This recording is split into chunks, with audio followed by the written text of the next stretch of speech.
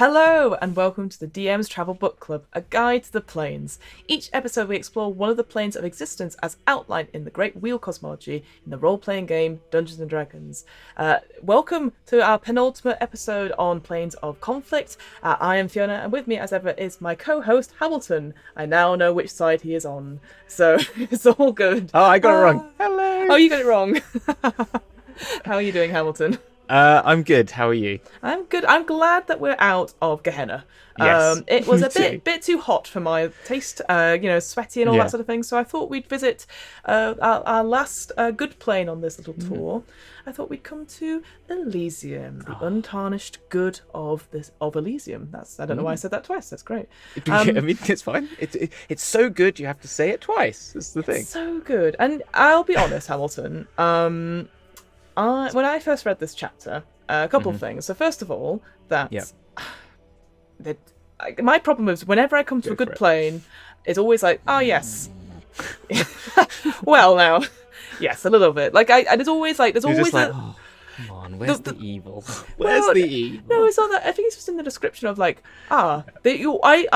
if I had a pound, if I had a penny or whatever, for every time the phrase rolling hill appears in one of the good planes, I would be a rich lady, because that's just what it is. It feels like, essentially, this plane is, it holds the essence of all that is pure, honest, just, and embodies that pure goodness that is unfettered by concepts of law and chaos, which is great, but also, certainly from the description, it does feel a bit like, we're just in a very nice place. It's all nice, which, yeah. It is. And I think, unlike the other good planes, it is the ultimate good that comes out a catch. You know, like it has you don't have to work hard like you do in Bitopia. You don't have the risks of bacchanalia, descent into hedonism. You don't have the beastlands where you might be eaten by a wild animal. You don't have the sort of too much order that it's a bit dodgy of Arcadia. It's good without an agenda, essentially. It's good without an agenda, which is good for the sake of good. Which is the sort of unlike there's two sorts of sides of conflict, isn't there? Really, because the Beastlands is the good aligned conflict, neutral, slightly conflict place that has that conflict in that there is danger. Whilst this is just pure of you so long as you don't do any bad, this place is just chill. Yeah. Supposedly. Yes. I have a bone to pick with it, though. Which okay. Let's go for it, then. Well, this is the bone that I didn't want to tell you off camera, which is that for a place that's so good, there's an awful lot of people in trouble that you need to help, right? Do you know what I mean? Yes. Because it says, right, so this is cutting a little bit, but it states, during travel on Elysium, so long as you've got a good and clear conscience, you can get wherever you want and you get there quickly. If you have a bad intent, you can't get anywhere, which is fine. But during travel on Elysium, opportunities to perform good deeds arise. A petitioner's wagon may get stuck in the mud. One of the shepherd's flock could fall into a river and be unable to extricate itself. An animal will be found with some sort of injury. If it's a good plane, why is everything going wrong? Do you know what I mean? If it was a good plane, you'd expect no animals would be injured. No flocks of sheep would fall into water. There would be no need to do good deeds because it's so good. However, there's a nefarious thing at acting which they haven't explained, which is there's an evil undertone which is causing all these people to need good Samaritans to exist. I do see it now as the plane of mild inconveniences. Yeah, and testing you. It's testing your goodness, which in theory doesn't make it naturally pure good. Well, and that's the thing as well. Obviously, again, I appreciate good really is subjective, even though it's objective. And when you look at it through the lenses of law or chaos, then there are other ways to do it. Here, it just says, as long as you do good, it's about the pursuit of it. The end goal is good, no matter how you get there. Totally fine. But as you said, and we'll get onto this a little bit properly about the traveller's travail, is when you're moving somewhere and these things happen, you could be like, oh, fine, okay, I guess so.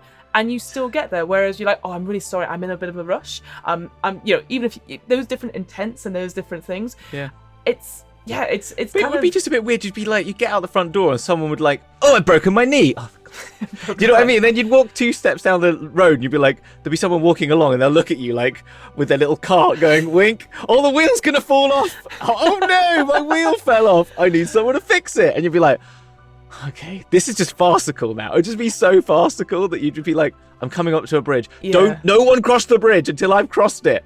Because you know what's going to happen is someone's going to walk across the bridge. Oh, a board's come loose. I've fallen into the water. Like, it's just like, it's the comedy of errors that they're creating in this world. It does feel a bit, maybe, it's that sort of patronising thing going, oh, you should help people cross the road, or help someone with their shopping, all that sort of thing.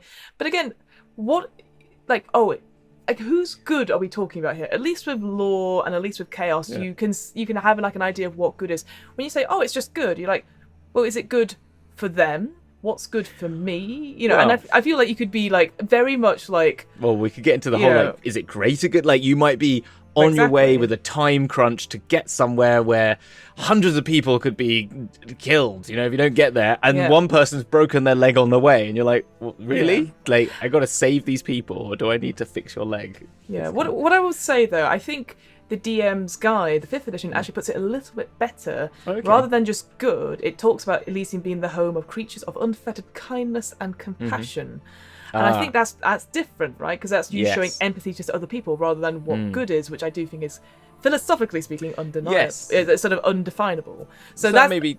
I think that's a little bit better. It's like kindness and compassion rather than good in quotation marks. So that's what I would use as my interpretation if I was trying to really like test my character. But let's talk about this testing, this sort of travel. So basically, well. Let's start right at the beginning. So in Elysium, we have these 4 different layers, which we'll go on to in a second. But the most sort of defining feature, apart from those bloody hills, is that a lot of this place is full of water. The river Oceanus actually has its source in this plane, and it sort of goes for each one of the planes in different sort of aspects and different sort of ways before going out into the Beastlands and Arcadia and so forth and so forth.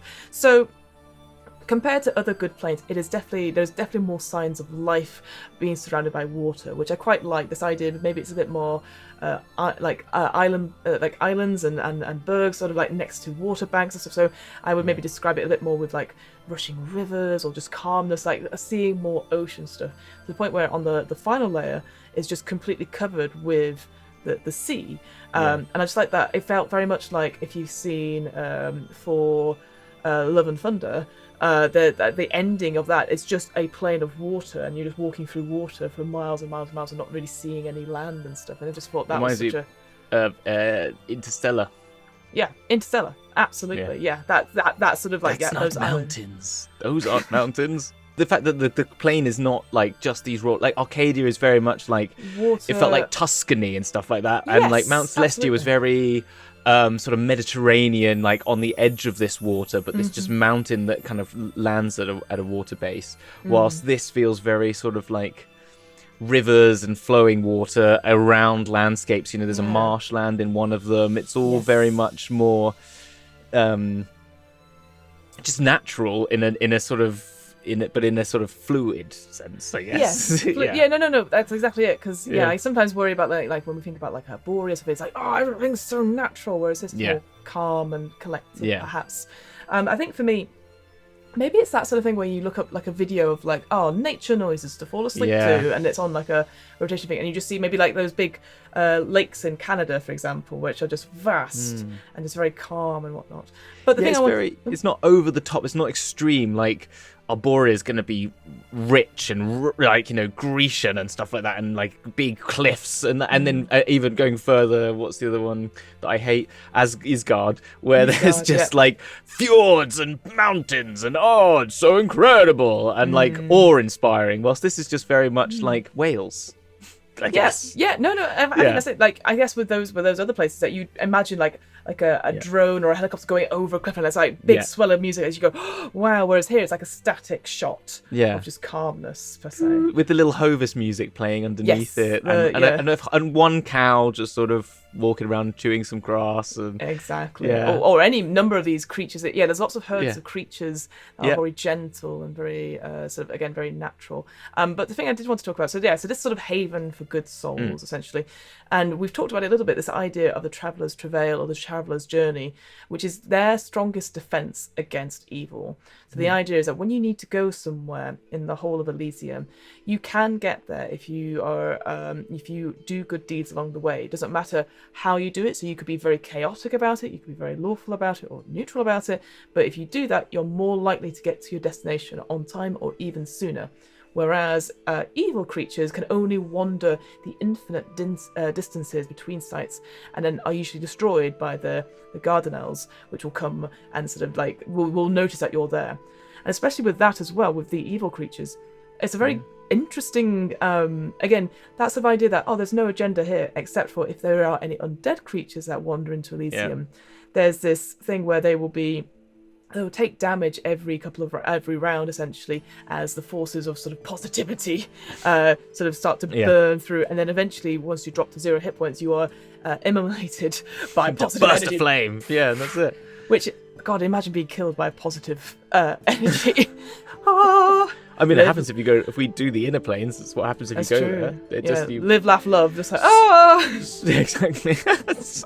Oh my gosh, that would be how I'd get killed by positivity, is those signs just that people have at the hang in houses. there. Yeah, exactly. This home is a gin home. Home is where the gin is. I love that little twist on it. Well, because again, as you sort of we haven't mentioned when we're doing this, but like the intro to this chapter is a monologue through the perspective. They're talking about Elysium through the perspective of let's say it's one that imbibes a little bit too much drink, centaur or centaur type creature adventurer who talks about Elysium. It's interesting because maybe from that point of view, is like you definitely through that monologue you find out more about the character rather than Elysium itself, but it gives you an idea about how people see Elysium as this place of good, and particularly sort of the Gardenels as well. But before we go on to anything like that, was there anything that you wanted to say about the general sort of vibe of Elysium? Anything about the description before we go into the general vibe? I don't really have anything general to talk about because there's lots of particularities in this that I think are interesting, but if I go into them, they'll be too particular. So we'll come on to those later. I think we've captured the essence of Elysium, which is chill. I think is good. Yeah, it's good. Exactly. So let's talk about the inhabitants that inhabit the population that inhabits Elysium. So it's very hard not to talk about Elysium without talking about the Gardenels. It's sort of a very quiet group of good aligned creatures that are content to live simple lives while contemplating how they may best serve the cause of pure good. What is interesting about them is that as soon as there is a evil threat anywhere, they're very quick to organise almost like a military operation to extinguish these evil threats. They sort of are the personification of the plane itself. But this is very important, as again, it's just a throwaway word, which if you hadn't clocked it already throughout the text, it just says, don't ever call them herds, because these are creatures that they have the sort of humanoid bodies, as far as I understand it, or like sort of mostly sort of humanoid, but have the heads of these creatures. Yeah, exactly, like BoJack Horseman. Like BoJack Horseman, or I was thinking like in Egyptian sort of like hieroglyphs and stuff. Yeah, so you have like the crocodiles, etc. So yeah, you have the same thing here. You have sort of 6 native races to them, and I've completely forgot them all. No, I haven't. Leonels, the Lupinals, the Ursinals, the Averols, the Equinals, and the Cerdivals. There you go. So all these different sort of groupings of animals. The Leonels are essentially the princes. They're sort of the leaders of the group. And it talks about a little story about a prince that has his 5 companions who are sort of the foremost members, or sort of maybe the leaders of this gang, leaders of these Gardenels in the sense. And I like the idea that they maybe formed an adventuring party originally on Elysium, and then they've sort of expanded from there. And each one of these different Gardenel lineages, they have like certain roles to play, certainly in combat. So like the Averols, they're like the scouts, they skirm ahead and they do skirmishes. You have the Lupinals, which are the frontline supporters, along with the Equinals, who sort of come from behind. Now the Cervicals, they're the ones who are sort of stag-like, right? They're sort of like so they charge in and they break up enemy formations, which is great. And then almost Ursinals. Ursinals. Yeah. Yep. Be careful how you say those aloud, folks. Ursinals. If you miss out the S, it's something else. Yep, it's something else. And they're the mages and advisors, these huge bear-like creatures. And I was just like, that's such a cool image. Again, I hadn't considered it, this idea that like there'd be like a bear lineage or bear race that you could like make them very magical. And then finally, Leonels are sort of the generals, the leaders and stuff. So yeah, very, very cool. It's interesting that I'm interested to know why they're coming back into D&D. As you said, one D&D, as you said, playtest has got them in them, and I know Planescape's coming out the end of next year, end of 2023, which will be before 24, which is when one D&D comes out fully, isn't it? It's 24 when the new system is. Yes. That's what they said. Yes, 50 years anniversary. Yeah. I suspect, it's certainly from what I remember of our UA that we will look at in another episode of DM's Book Club, is that it doesn't matter. It's not limited to the six creatures, the six lineages that are described here. It's just basically they are these. They are native to the upper planes, and they have heads of. But was this in the creatures. UA for the Planescape one, or was it the UA for the one D&D? It's the one D&D. So it's the character. Yeah. So they said these are going to. Do you think all they just these snuck characters? it in? I think they've snuck it in. I suspect that I don't know if it was going to be in the player's handbook. I wonder if it will be Planescape. And then it will later be in the one D&D player's handbook. Then I think so. It'll cover it all.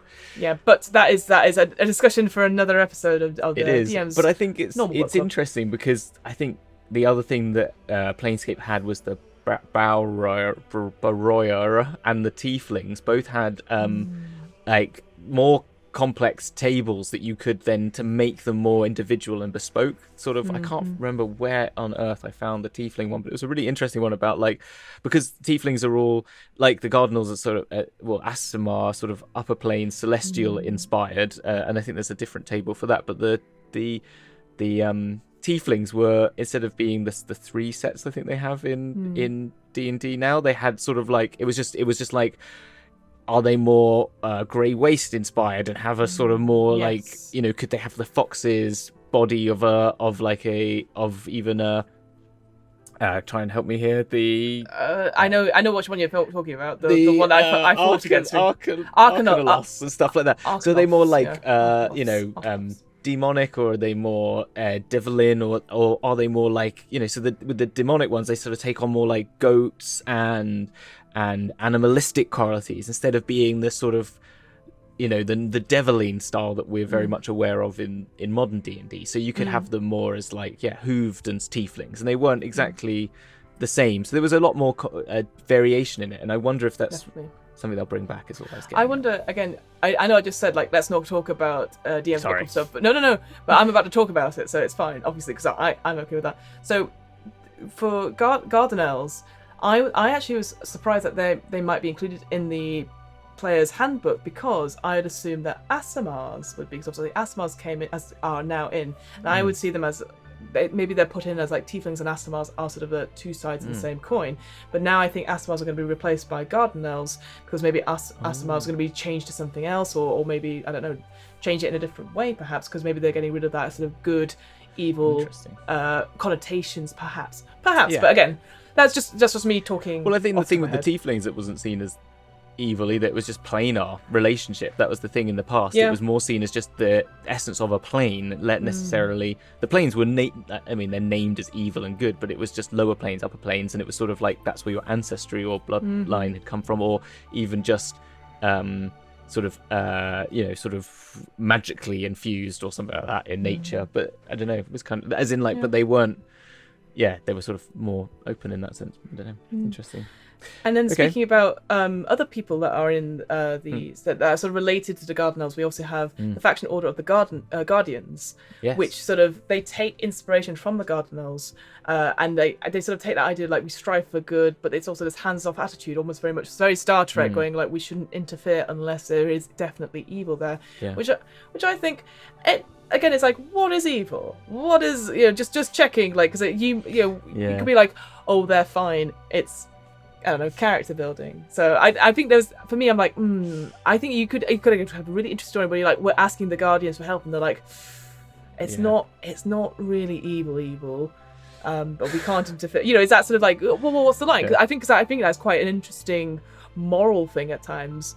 But yeah, so essentially they are inspired by this Gardenel's approach to the pursuit of good in the multiverse, and they have sort of like they each of those sort of faction sections they sort of take out of the different Gardenel lineages, and I like that they have they have tokens that signify the choice of which Gardenel they take after, and that anyone can join, any good aligned person can join, but it's not, you're not committed to it forever. You just got to like be good and do the best you can, but you're not like you have like they understand that it's commitment is hard, and like constantly doing it can put you into some sticky situations. So as a result, it's one of the more popular or well informed groups even throughout the whole multiverse, as well as sort of widespread reputation that they are they're doing it for the sake of good. There's no agenda per se, but their restriction I do find quite interesting is that you can't get involved in politics or other petty squabbles. And you think to yourself, God, but people get into politics to try and do good, and maybe politics is evil all along. So I don't know. I just thought that was quite a fun little throwaway line that could be really interesting. No, I think they're an interesting one to. I also like the other thing about them that I thought was like a little hint of something to get involved was they know everything. They know everything, yeah. They're the most well-informed, which I think is just kind of like, I don't know, that just means there's an easy way for you to interface with them. The other thing, and I was just looking for it now, was that they reminded me a bit like of the Verdant Guild, which was in Beastlands. Whilst they take tokens of their like, and this is they're sort of, as you said, it's the good versus evil, which is much more like, ooh, what does that mean?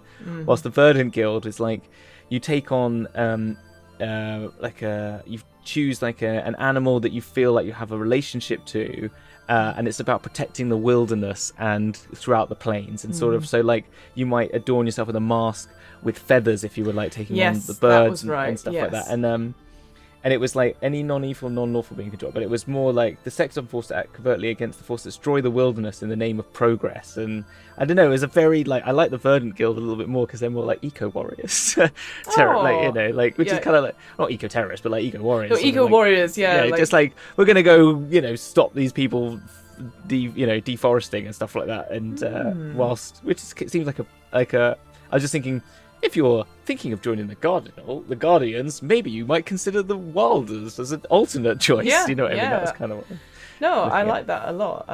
And then the final thing to say, really on population stuff, is that there were so many powers here. Like they mentioned a handful out the books, and I highly recommend checking them out because they're all different. They have sort of levels of like significant powers, intermediate powers, and lesser known powers. And it has nice little descriptions of all of them, because the idea that they are drawn to this place of good, and as a result, though, proxies aren't necessarily needed here. What you're more likely to find is proxies of these particular gods and powers out on other planes. And the reason they say is that, well, with the plane's own resistance to that presence of the undead that we talked about, the Traveller's Way, and the Gardenel's doing the job, there's no need to have proxies here. Kind of do the proxy's job for them, don't they? The Gardenels, in a sense, because they are a sort of proxy of the world in itself, aren't they? Exactly. Whereas petitioners themselves, those sort of people who follow these gods, they sought to further the cause and doing it as is. But their lifestyles might be very different to other people on Elysium. So they could be farmers, they could be this. It feels very much like you're not like I am a petitioner of this. Like it's just more like, oh, my job, this is what I do, is my lifestyle, and I just so happen to follow these other people as well. I did think it was interesting on this plane, unlike all others, where a petitioner is always 0 to first level. On this plane, they can be up to a 3 level, third level PC. 3. Yeah. Because they retain more of their knowledge of their previous life. Which is kind of interesting. I don't know why that. I don't know. Yeah, it's fascinating, isn't it? Yeah. So that's the population. The population. All right, well, let's talk briefly, let's talk about the structure of it, so go into the geography of it. So there are 4 layers in Elysium. We have Amoria, we have Aronia, we have the one I can't pronounce called Bellarine? Beliren, there we go. And then the final one, we think, that 3rd layer. And then the 4th and final layer is, I'm going to get this wrong now, Thalasia. Thalasia. Yes. I think Thalasia. I Yes. think so. Again, once again, Wizards of the Coast, people who've written these books, please do pronunciation guides. It's really difficult otherwise. When they make the new Planescape book, that's what we need. And it'll be all written there. We'll just go through all our episodes and go, wrong. Oh, crap. Exactly.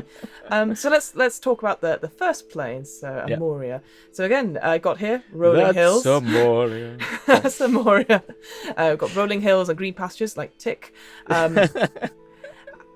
And it's got some nice places on here. And again, it's got bergs and banks. It says, but it's different. Yes, it is different. Yeah. Again, maybe I'm just being woodland and green meadows. It's meadows and it's the hills are alive with the sound of music, all that sort of stuff, isn't it? Absolutely. You see a garden owl doing the Maria. Like... little birds are gonna tweet and chirp around whoever what do you do for meadows? You like sort of. Oh, there's a good word for it, isn't frolic. it? You sort of like frolic. That's it. You frolic. You frolic on this plane, don't you? Frolic. Yes, you frolic through those meadows. So so this is the most densely populated layer. As you described, untroubled land of woodland and meadows, numerous bergs that line the Oceanus's banks, like strung pearls, which is quite a cool little image. And here you've got the prairies and woods are filled with all kinds of wildlife, and birds of all descriptions seem everywhere, which I think is like an incredible thing. Like it's not just like the typical sort of maybe starling or raven or anything like that, but it's all different kinds of birds here.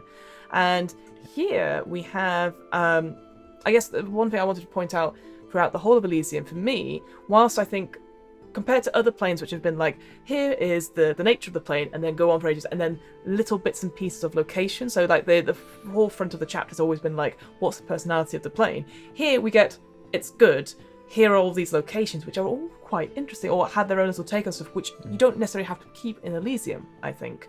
So for example, like one little area that's sort of mentioned early on is the Azora's Bridge, where it's just like this sort of this sort of deity, this sort of not deity, sorry, it's like an angelic sort of guardian essentially. It will guard this bridge. I can't see the difference between this and like a celestial. It's like a type of celestial, but it's also not an Asimar, because they do mention Asimars in this, so it's obviously something else. I've not come across them. It's some sort of rank of angelic form or celestial. And what I quite like about it is essentially doing a Billy Goat's Gruff type thing. Yeah. There's a bridge that you can cross to get to wherever you need to go, but it's the only bridge for hours and hours around. And this guardian, sort of the gatekeeper to it, and he or they, will test you and see like how good you are, to the point where quite a lot of the locals are like, oh, I'm just going to say what they need to hear in order to pass with it, because otherwise it will take hours, this sort of line of questioning, which I think could be quite a fun role play thing.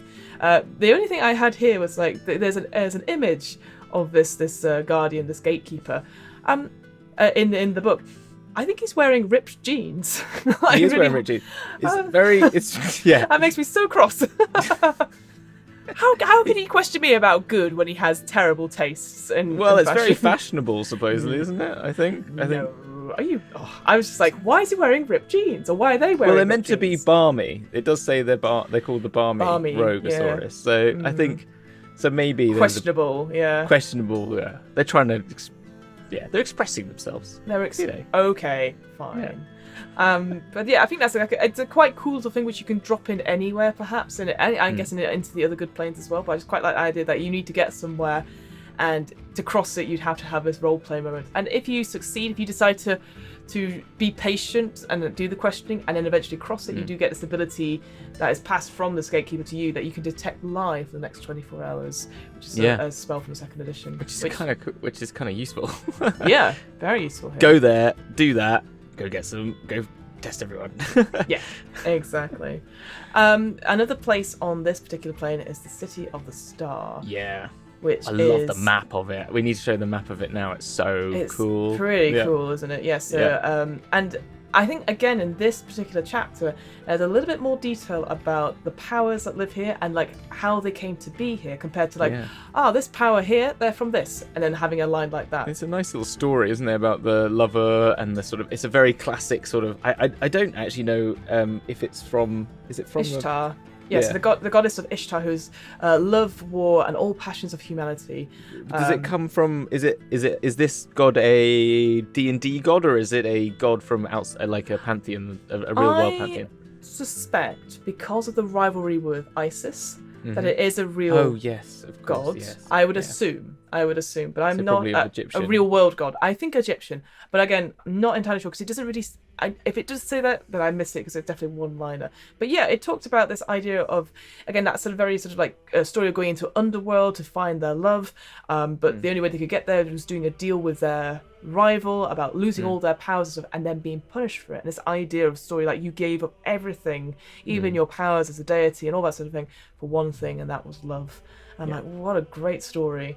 And yeah, it just felt, compared to other chapters where you hear about like, oh, they are an amazing god because they trick people, etc., about what they are, their personalities. If this was a story which I was like, that might be like part of, like, it's folklore that people talk about it. So I just thought that was such a cool thing to do, and it happens again later on with a few other of the other sort of powers that are here. So I really like that. But but City of the Star itself is, again, I think it describes itself as breathtakingly beautiful and passionately alive, which it's one of those things where I maybe can't visualize it completely, but it's like a beautiful city with whitest of marbles that these narrow streets.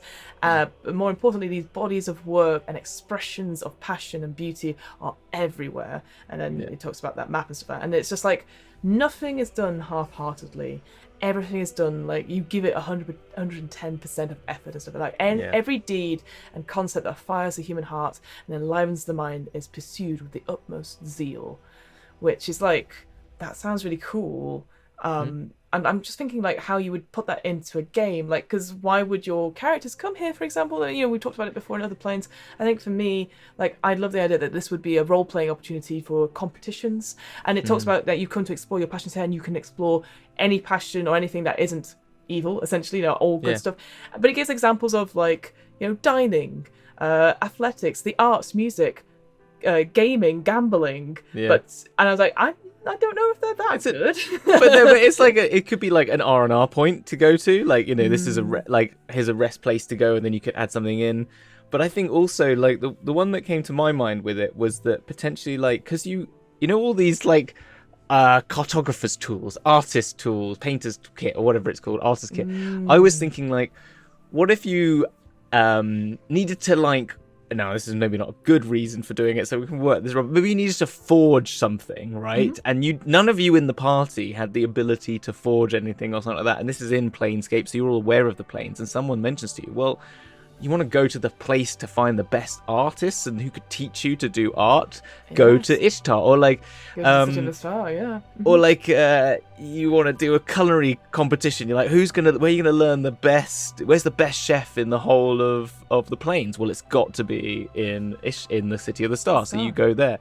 I don't know. That was kind of the only thing I could think of. You need to cook the best meal for this banquet. Like, there's always a banquet in the D&D campaign. I like that idea that you go and take a masterclass with the artisans of the City of the Star. That's actually quite cool. I guess as a downtime activity, perhaps. Yeah, exactly. Yeah. I think the only thing I feel about this is that it feels more Arborean than Elysium. A little bit.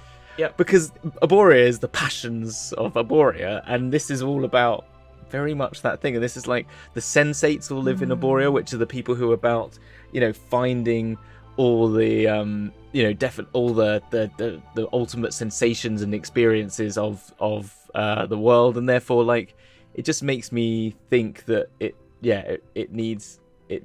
missing that sort of thing. That's all. No, I definitely see that. I feel like, maybe it's like how passionate is too passionate. I mean, I've definitely been to those what they call, like, open mic nights, where you're like, some people are like, oh yeah, no, I just really enjoy my art. I enjoy my art, and you're like, there's someone from Arborea over there. Like, maybe that's how I visualize it.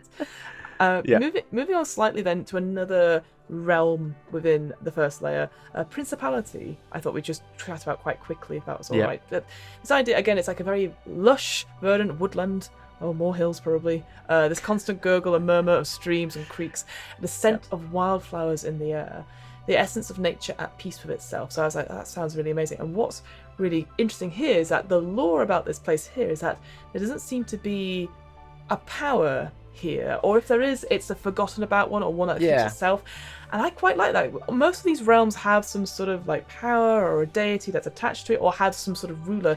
Here, there isn't. And there's things about saying, oh, it could be the phoenix that's at the top of this thing, or it could be somebody that doesn't want to be found, so people are keeping it private.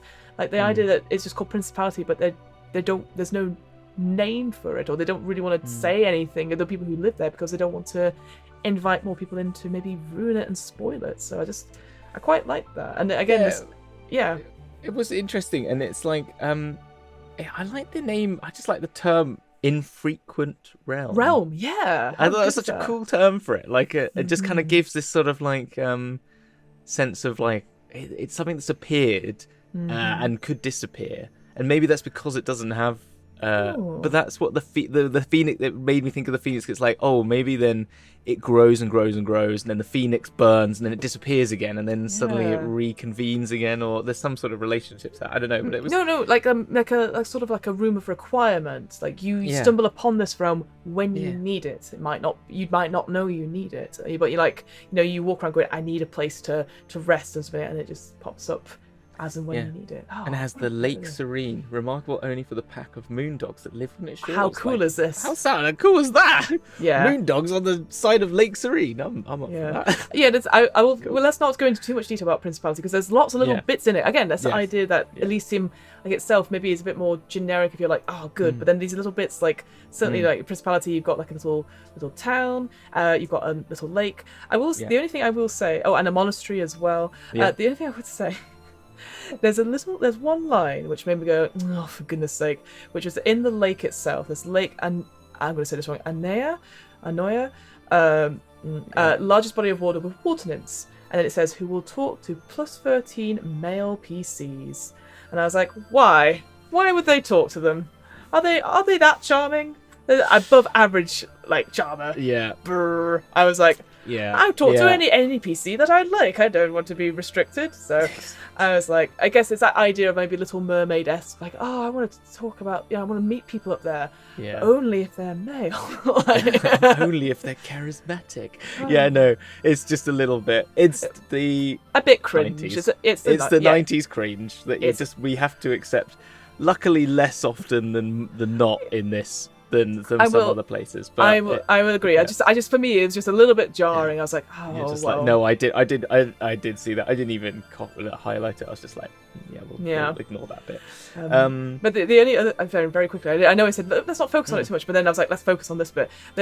Every town or every region that has this little section saying the current chant of it, so like rumours and stuff, which are great for story hooks. I love how this one in Principality, the current chant is like, oh well, many of the sheep have gone missing. Wow. I told you it was Wales. Oh my god. They've all just disappeared. Just because it's all about some of the sheep have gone missing from the flocks recently. There's no evidence of predators. And that's not me doing a Welsh accent. That's me definitely just doing a farmer accent.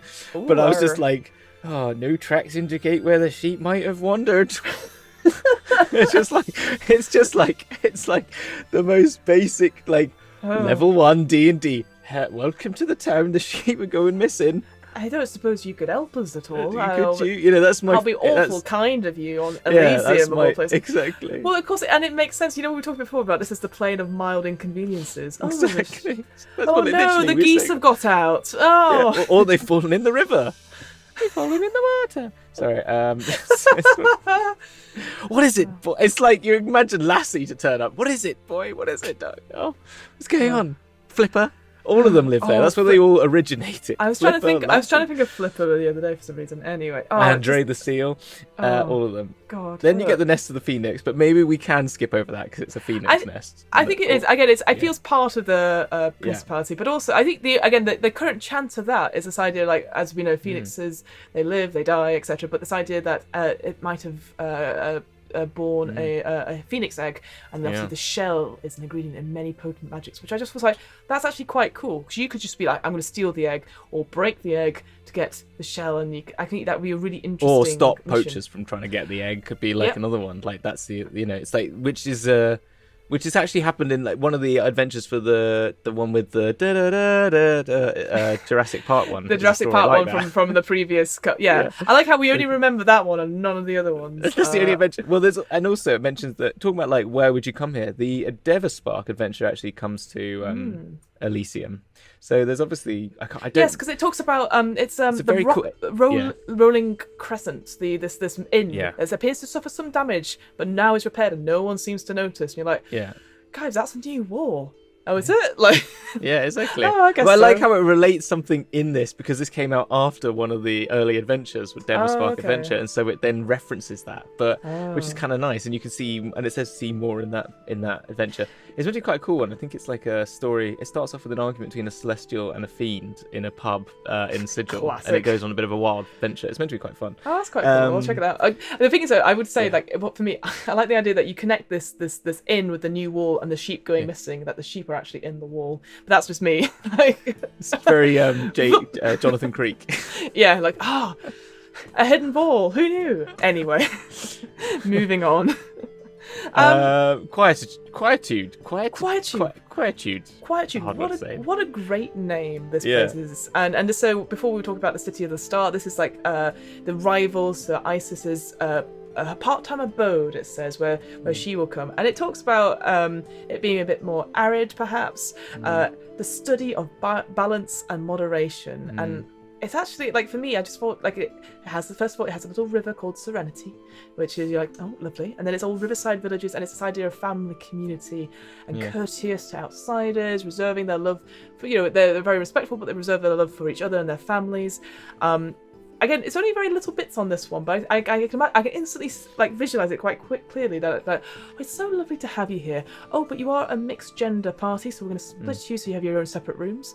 And then if you don't know that, it's like, oh, well, we disapprove of that, but we're not going to say anything. So it's very, I like this idea that it is very disapproving small town attitudes to this place. You're not local, are you? Oh, well, these big city folk and they're big adventurings, and so and again, because like Isis is definitely one thinking of motherhood, marriage, and magics. So you can definitely you could probably tie in themes to that throughout any adventures that you go through here. But again, it's a nice little maybe stop off, perhaps, if you would.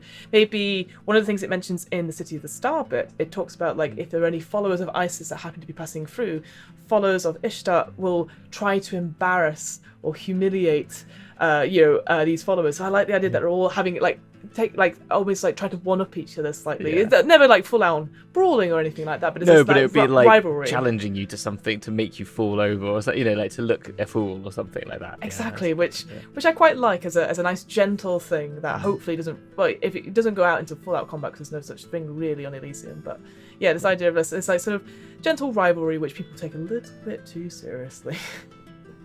No, exactly, and I think that which is kind of funny in its own way, like kind it. of just makes it a bit, like, as you said, local sort of thing, doesn't it? It's and rivalries between these two little places, whilst it's still good, it's like, and how to play that, as you said, like, you can't obviously be mean about it, like bad about it, but you can just, it's that sort of like keeping up appearances sort of level of like one-upmanship. It's bouquet, not buckets. Exactly. And then they would call them bucket if they were the other from the other town. That's exactly. The final place, again, very quickly, because there's actually a lot of these little areas are interesting. Certainly in the first couple of layers, because obviously they're the most populated. Is this little town called Release from Care. First of all, great name, and then the description of it is like the quiet contentedness of a hot bath. And instantly I'm like, oh, I'm there. Candles. An evening full of tall tales, good jokes, fine wine, merriment, and time that slips away all too rapidly. And you're like, this sounds like an excellent place to be. I'll live there. I guess it's different, again, different to Rolling Hills, which I can imagine anyway. But this is like, I think everyone gets their own unique feeling of what this is for them. Yeah. like it's such a great description that you can just really feel it. Like, you know what a hot bath feels like, and I do, but what we have in it is different. Like, I might have. I imagine it's sort of like it's like dusky. There's like a little crookedy little house building pub that you go in, and it's slightly wet and cold outside, and you go inside, it's nice and warm. Nice roaring fire. Pint. Oh yeah, exactly. Yeah. Pint a bit, and then like a steak pie with mashed potatoes with lots of butter on it, and like. Yeah, and then for me it would be like a huge bowl of nachos with cheese. Oh and, yeah. We could all share. Chicken wings. Chicken wings. Oh my gosh, yes. Anyway, okay. And you don't get fat from it, so you can just eat as much as you like. And then there's a nice bit of like brandy or whiskey at the end of the evening. Oh, love it. I'm a game of D&D, maybe even. Just. like dark places and demogorgons or whatever. Yeah, exactly. Humans and I don't know, houses and humans. Officers and bosses, I think is what. Officers and bosses. That's what Hello from the Magic Tavern uses. But yeah, I think Release from Care, it definitely, again, just another like flavoursome place, right? Like a place that you would go to. It's like the largest burg on the place, and maybe you would stop off there, and there's always plenty of comings and goings, so that could be the starting point for your adventure. And it's where the Guardians, another faction, sort of is that sort of where they are. They're on the lookout for new members here, so to speak. And yeah, it's just a nice starting town. Like, I think that description of it instantly makes me feel more amenable to using it compared to maybe some of the other towns, even though there's not a lot about it. It's not saying like, oh, here's the chant of this or here's the chant of that. It's like, it's very much like, oh, I know what this place is like, and I can just describe it from my DM point of view rather than compared to other places which I might have a lot more information. I'd be happier even to generate more stuff for Release of Care, if you see what I mean. No, I get that. I think I think the only reason I would take them there is again for the rest part of it, isn't it? It's like a momentary point of rest, but I don't know why else you would go there. Yeah, unless there was some, like, I don't know, trading stuff. So they talks about with the Guardians, this idea that they seek out potential members by going, oh, can you send this to another outpost which is above on a different place of Elysium, and then that's where they will get tested by the Elysium sort of travel thing. Yeah. And then at the end they'll be like, excellent, you've made it. I would like to extend you an offer to join us. You're like, what? It's taken me bloody ages to get here. I send another one back. No, I'm sorry, I'm out. There was all these sheep I had to find along the way. Yeah, exactly. I collect them like collectibles on a mission. It's like like in I'm just thinking of Tony Hawk's. You have to collect skate, like the SKAT. It's like how many sheep points, or how many stars you've got in there. How many like flags you get in like Assassin's Oh my gosh, Creed. it's Super Mario 64. It's just the stars are sheep. You have to collect sheep all the time. Exactly. I can imagine it being a proper collector thing, like gamified in a way, perhaps this level. Anyway, so that is it for the first layer. Yeah, first layer. Yeah. So now onto the second layer of I'm going to say this wrong. Was it Eronia? Eronia. So this one has Rocky Mountains. Woohoo! The land of rugged peace. Rugged peace. Yes. So again, this makes me think of a little bit of Bitopia's second level, I think it is, where it was a bit more rugged and there was less people living on it. But obviously with Bitopia, there was sort of the plains are like this, and sort of horizontal and like reflections of each other. It's more rocky. You have these great cascades of water and spectacular waterfalls from the river itself, and here it just says the river is a bit more dangerous on this level, so you might want to get a guide, like these river rats, which does, again, I'm sure in other places it refers to them in a bit more detail, but I was like, who are these people? Where are they? Are they like Ratty from Wind in the Willows? Are they? No, they are. Are they more evil or evil looking perhaps? Like I don't know. Like I'd be like, all right, mate. So you want to get across the Oceanus, eh? That sort of like. All right, a flat cap, let's go. Watcher, mate. That sort of like that attitude, like a Peaky Blinders-esque, but without the evil and cutting people, perhaps. I don't know. Without the cutting people. I think, I just imagine them like good aligned versions of the Morenoloths, basically. Yeah. So maybe they're like, I don't know, Jawas or something. Jawas, yeah. Because they're kind of like good, like, because Morenoloths are look like the hooded, with the eyes. No, you just see the eyes, and they're sort of like hidden behind this hood, like this River Styx sort of like traveler, the sort of death-like character. So Jawas are kind of like a happy-go-lucky version of that. So that's how I'm going to imagine it. Yeah. That's fair. That's fair. And again, I see this almost like water rafting a little bit, perhaps. It's like, all right, hold on, and everyone's going, whoo-hey! Yeah, like exactly. over big waterfalls and stuff. But again, it looks spectacular, and maybe. Again, this is just me thinking out loud. You hear, and I obviously do not encourage anyone to do this, but you hear people doing, I think it's called tombstone. No, is it? Where they jump off rivers and bridges and stuff into like long bits into water. Yeah. I can't remember what it's called now. Like, I think you're right. I think it's something like that. Or like base jumping. Tombstoning. Yeah, base jumping, tombstoning. Yeah, tombstoning. Yes. I can't even say the word. Never mind. Don't do it. Clearly, if I can't say it, it's not good. It's not good. But that's the feeling, right? People are going to do these amazing. This is your adrenaline junkies back garden, isn't it? Absolutely. That's how I think so. And then on top of that, you get these other places like the Great Mother's Garden, which is frankly an amazing sounding place where it's just all like a rich harvest essentially with all these well-tended crops for us. Infinite rows of corn, which. For me, as a horror fanatic, I'm like, well, it's Children of the Corn. Children of the Corn, exactly. It's something in the tall grass. It's all these things, but actually, it's not like Theresa that. May's childhood. Yeah, it's frolicking through fields. Of corn. Of corn. But here it talks about like compared to say. I'm going to get it wrong now, whichever one it was. Whichever one was the hard-working one, doing good, but it's... Biotopia. Biotopia, this hard-working stuff. Here, it doesn't matter, like, there are no weeds, there are no rocks, there's no sawbacks or making mushrooms. Grows easily. It grows, and you take the stuff, and it's lovely as a result. And it talks about all the food here that is treated as if it was a good berry spell, so all the food here is delicious, and the garden itself grows the biggest and most colourful and fragrant flowers anywhere on the plain, but you should ask permission before taking them. And it doesn't say why. So in my head, I'm like, well, it's going to be a monstrous plant. It's going to be... It has to be something else. It can't just be like it withers and dies. Because I just feel like, for me, you should always have consequences that are strong if you're going against the nature of the plane. But maybe that's just me. But I just like the idea that, going back to that... to the Isis realm of quietude, where people are like, oh, I see, you're mixing with the other gender. Well, we just disapprove of that, but we won't do anything about it. Whereas here, I just imagine like the flowers going, oh, I wish you'd asked. Like, oh no, tell them they're banned from the garden. I don't know. Like, take the seeds from them. I don't know. Yeah, I think it's just good, isn't it? I think there's more nefarious things to be had later on, isn't there? Than yes, absolutely. So, but it's always, you can add that in, can't you? Though you can make it so that there's that sort of corruption levels perhaps or somewhere, and you have to go on the edges or something. You've got to find it. Yeah, like I think that would be a good adventure hook to go to any of these levels. Is that there's been some infiltration somewhere, and you need to go help to sort it out with the garden elves, which I know we have not spoken a bit about, but we'll get onto them in a second. The final two places in this realm, we've got Morning Glory, which has described itself as an endless possibilities of a new day, of unlimited potential, all the creativity and choices of a fresh start. And I'm like, oh god, I hate these people. Yeah, I know, morning people. Bloody morning people.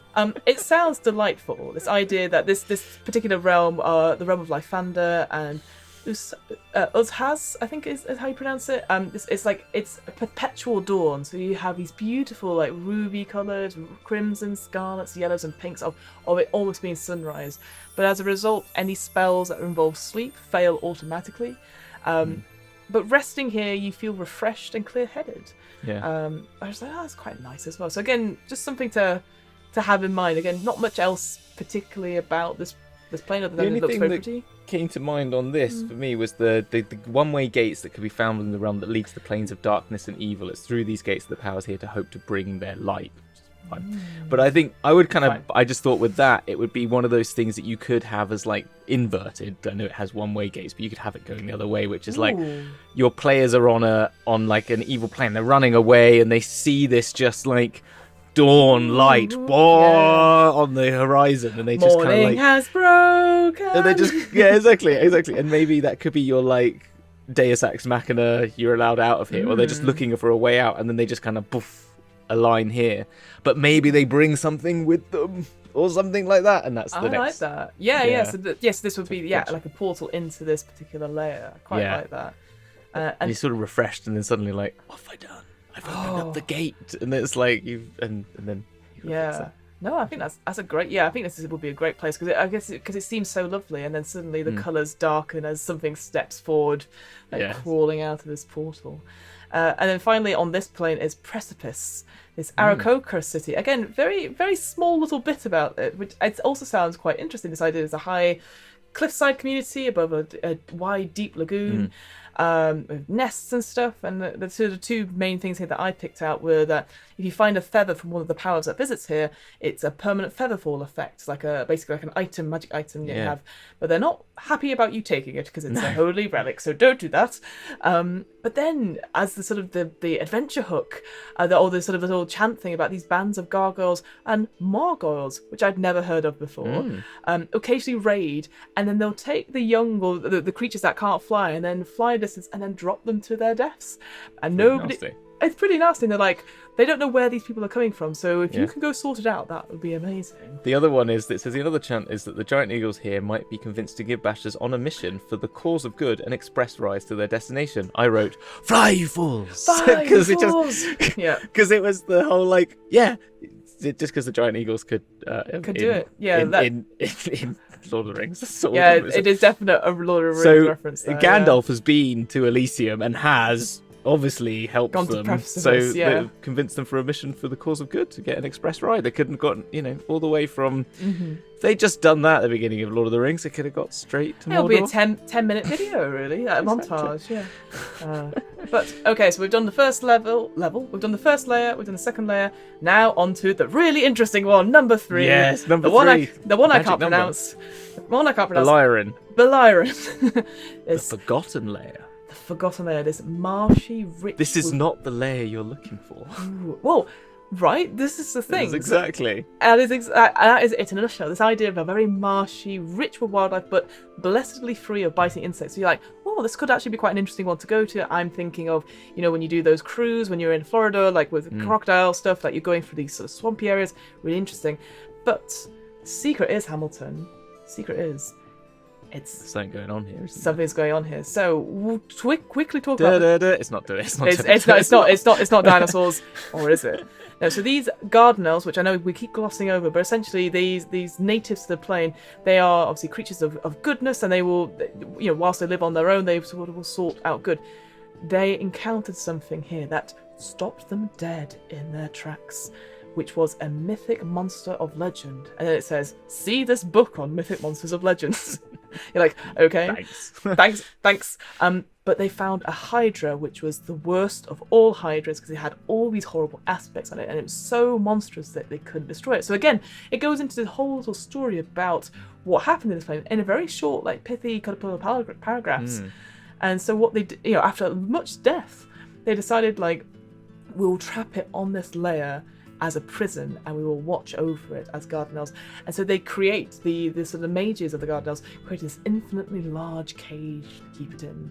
And the only way to leave is through Oceanus. So decided that if you plop into Beliren and you're like, well, how am I going to get out of here? You better find a way out quickly. Because not only is this hydra about, which people don't really know about or shouldn't know about, but also the garden elves will be like, what are you doing here? There are also no gates in. There's only gates in, and once you're in, difficult. It's very difficult to get out because you have to travel via Oceanus, and so you have this idea, and there's questions about whether or not there are other creatures that they've trapped here that they've said we can't deal with them on Elysium, and we don't want them to do any more damage, so we'll just trap them in this plane. So there's talk about other, maybe some demon lords that they've got in here and all that stuff. But again, it's all rumors and stuff, and the bracket's going probably not, unlikely, but I just that's the idea that you come across a hydra, which is scary in itself anyway in D&D, but this idea. Yeah, as I said, also other creatures the gardeners found too difficult or too costly to destroy also share this prison. So it's not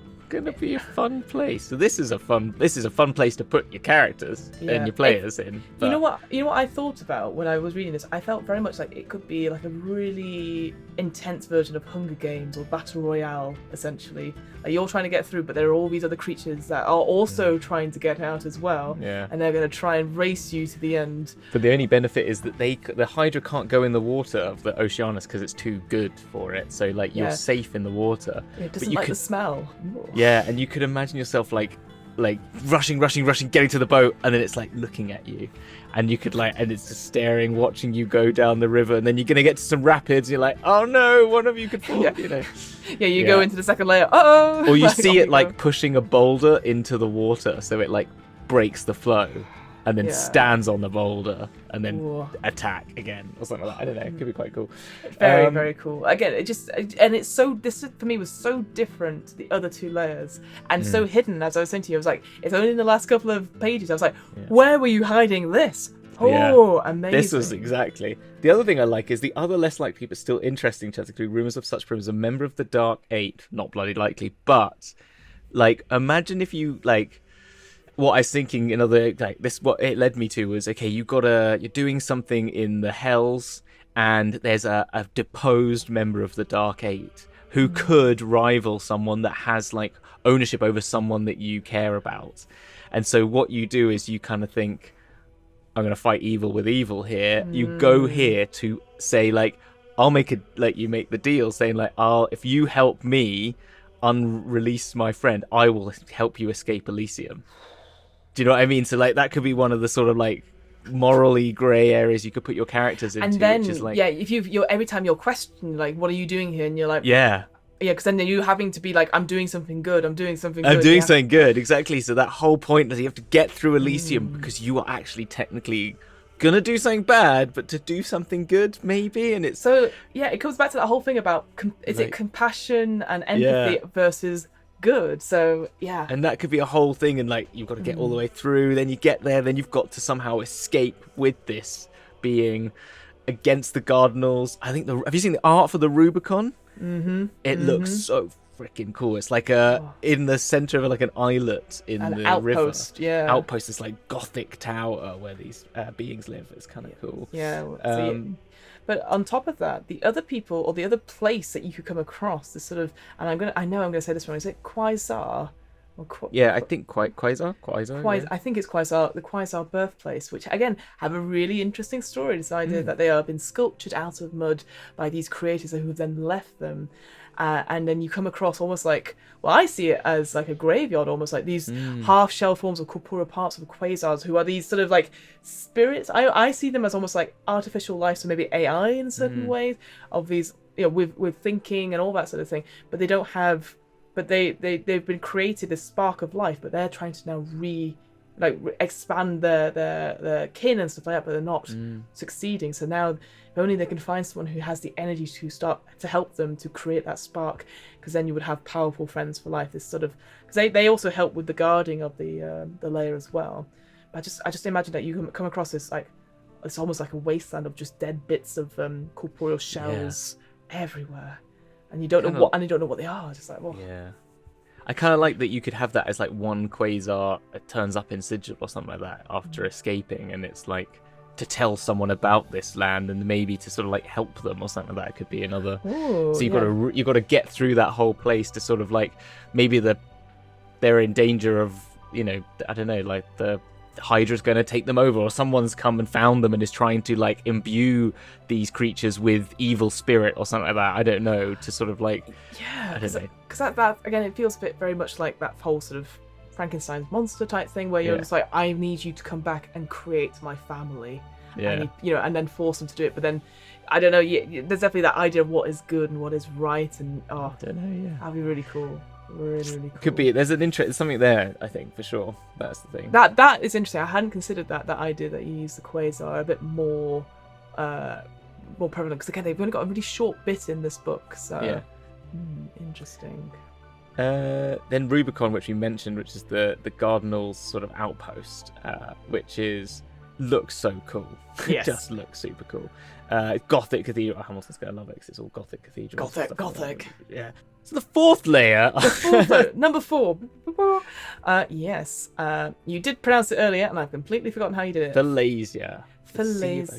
Sea of Oceanus. This idea that there's small islands on the sea, but it talks about that whilst on the surface you have all these islands and stuff, the most plentiful life lives below the surface, and it's just that for me. I think this is the first time, and I'm sure we've had other planes with a lot more water stuff in it, but I feel like for the first time this feels like vibrant, and you have I had a great description, which I absolutely loved, and I would take this with me if I was ever getting players to come to Elysium, this idea that islands dot the sea's face like freckles of a young child.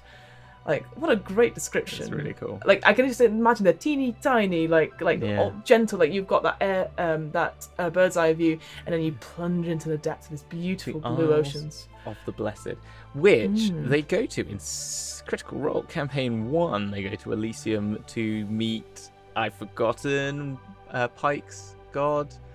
Serenray? Serenray, yeah. Serenray is on one of the Isles of the Blessed, and that's when they go to meet.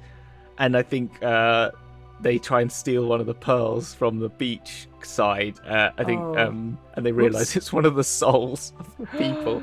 Wow! Yeah, but it's I think it's Scanlan or someone who steals it, probably, who picks it up and has a look at it. But they go there and they go and meet Serenray, and there's the whole thing flying up in the sky of the tower. But yeah, that's all I remember of a relation to that. Wow, yeah. And like it talks about, again, with sea stuff, you think it talks about this place called I will say corrected to Selfie's Grotto. Selkie's Grotto. This idea of Selkies, which are actually really interesting folklore. I would highly recommend checking them out because they have some really interesting things. Like the Little Mermaid originally, I think, was inspired by Selkies. This idea that they are sort of like underwater sea-like creatures, or seal-like creatures that can change their form into they shed their skin and then go into human form once a month or something like that. And so they're very shy and secluded, and they have these grottos and stuff. 1 week per month. That's it. They're 1 week per month, and so as a result, something I thought really, really cute is that they're willing to trade. These Selkies are willing to trade for human items of clothing, and they're like, here's a pearl. Will that do? And you're like, yes, you can have my ripped jeans for that pearl. Like, not a problem. And I guess because that could be quite a little fun little thing. And again, you got your sea elves, you've got these. Delphins, I think they're called, which I just think are just like cool dolphins. I'm not sure, and I imagine that's what it is. Yeah, exactly. Yeah, as long with all the sea life. But then, Hamilton, we've got this very cool ass scary thing called the Thalstrom. Yeah, Thalastrum. Thalastrum, even. Who knows? It's so overwhelming. It's like it's coming this way. It says on the page before, like the paragraph before, it says, some say the Thalastrum is making the what? And then you're like, oh, and then it comes up and tells you in the book next. Yeah. This great hurricane that randomly roams the surface of this layer. I know it said like it's all chill until now, isn't it? Yeah, and you're like, oh god, because that's quite terrifying. Because you could probably see it from miles away coming towards you. But then again, a little twist at the end is sort of a hidden secret, because it talks about it in the little player's guide as well. But the fact that this is actually a vast magical construct powered and maintained by the dark enemies of a word I can't pronounce, but just dark enemies. But it's like it's manned by Sahagin, were sharks, greater and lesser sea wolves, and instantly I'm like, Asathalinifar. Oh, can I try this? Go for it. Asathalfinare. Who knows what that means? Presumably not. I think earlier it mentions that is the dolphins, the sea elves, the Sirantra. Maybe it's just like a collective noun for a group. I think that was a collective noun for all the beings of the water, I think. I like the idea, though, there are lesser and greater sea wolves. What does that mean? That sounds terrifying. And were sharks, and like Sahagin, I know from other things. It's the megalodon. It's the megalodon, yeah. It's giant. It's a huge octopus, or whatever it is. Yeah. So it just. I'm getting visions of Mortal Machines. Is that what I can't remember that book's Mortal called, Engines. Mortal Engines. There you go. You knew exactly what I was talking about. Howl's Moving Castle. Yeah, very much so. Like this, but across the water. So they're just an amazing big machine that's always going, always turning. It needs the J.J. Imran's sort of flair and the what's his name, the Inception sound. Oh, Hans Zimmer-esque. The Hans Zimmer. It's coming. No, the Lastrum. So yeah, I can imagine like you're trying to evacuate people because it's coming for the Selkies Grotto. It's tearing up islands and stuff, and maybe you need to make your way inside, because what could be at the center of the eye of the storm? If you try and get in there somehow. So many ideas for that. Anything with a sentient storm, I'm I'm in. Right, Yeah. I'm there. There's got to be a storm giant up there or something like that, right? Or something. That's what I was thinking, a storm Yeah. giant. Like, we've got to have storm giants. Let's move on quickly then to magical conditions. Yeah. Fairly straightforward, this. It describes Pretty much. itself as the least restrictive, but then the most restrictive plane of spells for good aligned planes in the planes of conflict. Which is like, what? But essentially, anything evil or destructive just won't function here. Don't even bother. Any spells are concealing a truth or hiding something, don't bother. But casting spells to benefit others works just fine. Yeah. The one thing I say about that, I feel that's a bit of a cop-out, considering this is a whole plane about compassion and empathy and helping others. Like, you think, like, I am casting Healing Word. You should get double. You should get a bit more. You're helping other people out. I know it happens on other planes. I'm surprised it doesn't happen here. But yeah, obviously charming doesn't necromancy work. effects do 33% chance of affecting the actual caster itself. Yeah, as a backlash, but that's quite an interesting one because it like when you cast anything necromantic, if it has that backlash, that 33% backlash, it could come out as an aspect of goodness, which I like that idea. It's not like you're like zombies rise. It's not zombies. It's something else. It's like flowers. No, Zombies rise. Sheep. More sheep just growing out of the ground. You know what? It reminds me. Oh yeah, maybe like Yu-Gi-Oh's Karibo, a little like blue, blue, like little creatures falling around. I don't know. Anyway, but that's kind of it really. Like no summoning works on other like inhabitants, and even non-native inhabitants. But of good alignment still get like a plus to their saving throw to resist it. There's lots of pluses for stuff if you're good and you are going against things like charming, etc. So yeah, pretty much that.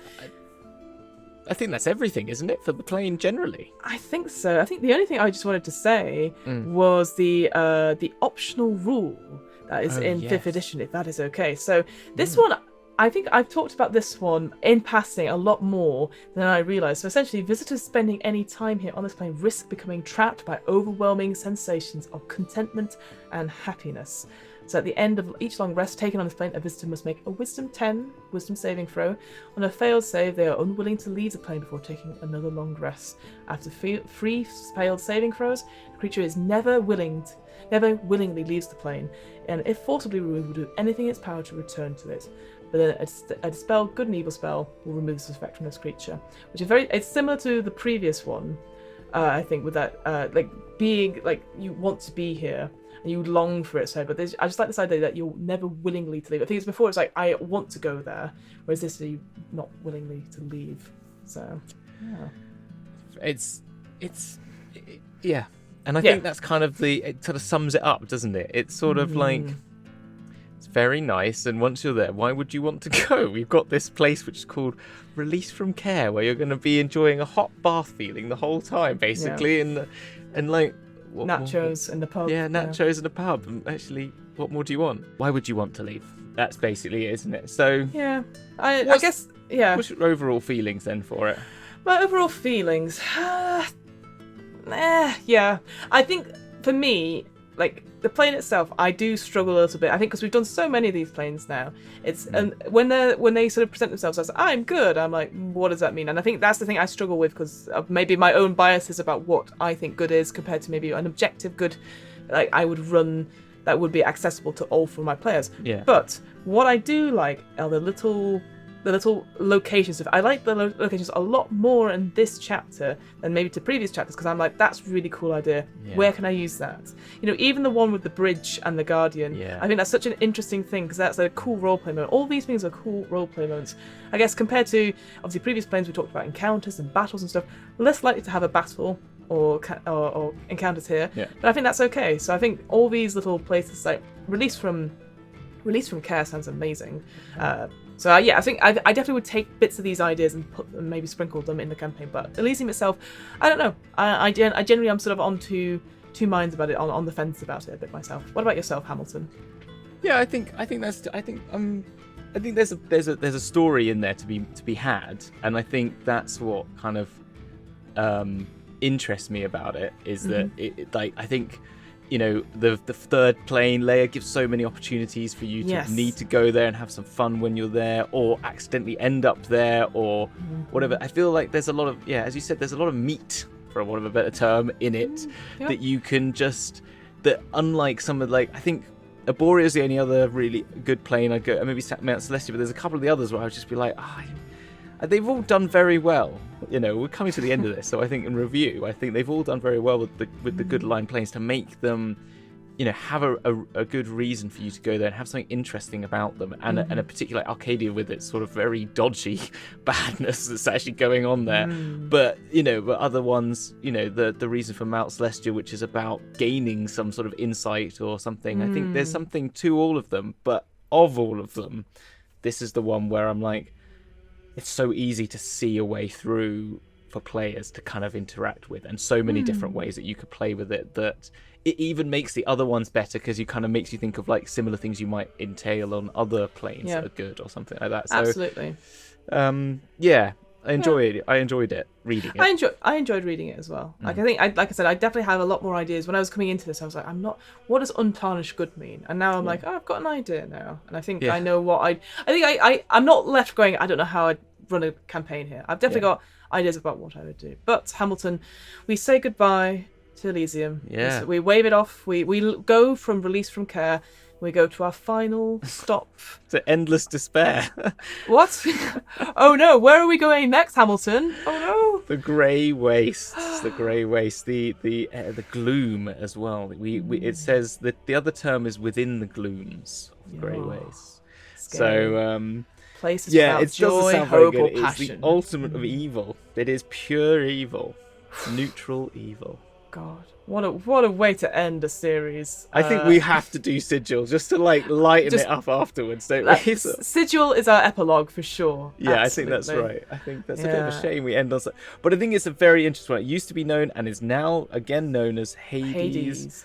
So there's layers like Pluton, so Pluto obviously, which is the sort of the land of the dead. There's some very, very interesting characters to be found. There's some amazing artwork that's very freaky, and it's an original home of the Eugloths as well, which we've already met in Gehenna. Yes, we've spoken about the Eugloths as well. So this is where they originated, and this is actually also known as the battlefield of the Blood War.